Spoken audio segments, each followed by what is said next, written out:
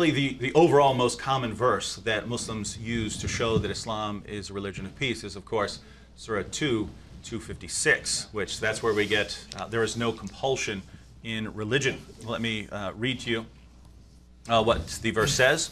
There is no compulsion in religion.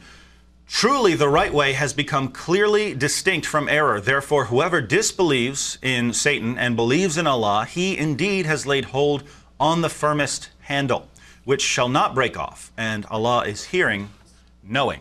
So, there is no compulsion in religion. We hear this over and over and over again from Muslims like Shabir Ali and Jamal Badawi and organizations like CARE. There's no compulsion in religion. How could you say that Islam promotes violence towards anyone? Well, if this were the only verse in the Qur'an, if this were the only verse where the Qur'an ever addresses how you are to deal with unbelievers, I would say, all right, you've got a point. This certainly sounds like Islam is a religion of peace. The problem is, this isn't the only verse in the Qur'an, and if we follow the methodology laid down in the Qur'an itself, we see that this verse has absolutely nothing to do with how Muslims are to live in the world today. Now, there are tons of interpretations of Surah 2:256. The main interpretation of it is that when you apply the methodology laid down in the Quran to it, you see it doesn't apply. And here's why. In Islam, if you read the Quran, you find all kinds of passages that seem to contradict one another.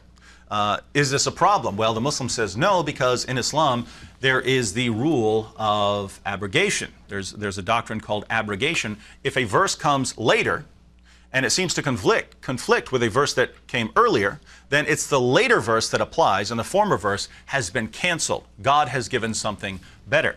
And we find this in Surah 16:101. We find it in Surah 2:106, where Allah specifically says, when we cancel one of the former verses, it's because we're giving you something better.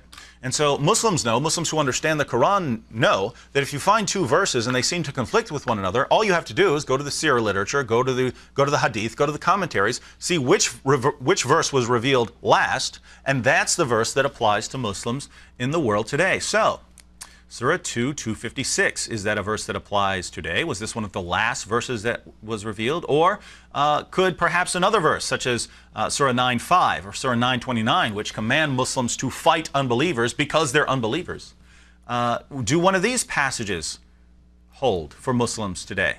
Well, let me give you the words of Ibn Kathir, one of the greatest Sunni Islamic commentator of all time. Commenting on this verse, on Surah 2:256, he says, this verse is abrogated by the verse of fighting. You shall be called to fight against a people given to great warfare, then you shall fight them or they shall surrender, 48:16. Allah also says, O Prophet, strive hard against the disbelievers and the hypocrites and be harsh against them, 9:73. And he says, O you who believe, fight those of the disbelievers who are close to you, and let them find harshness in you, and know that Allah is with those who are pious. So according to Ibn Kathir, this verse, because it came so early, was abrogated by later commands which clearly call Muslims to fight unbelievers because they're unbelievers. And Ibn Kathir, again, the greatest Sunni commentator, concludes with this. Therefore, all people of the world should be called to Islam. If any one of them refuses to do so or refuses to pay the jizya, they should be fought till they are killed. Call people to Islam. This is the rule that applies to Muslims today based on the later revelations, verses like 9:29. You call them to Islam. If they refuse to come to Islam and they refuse to pay the jizya, you fight them until they are dead.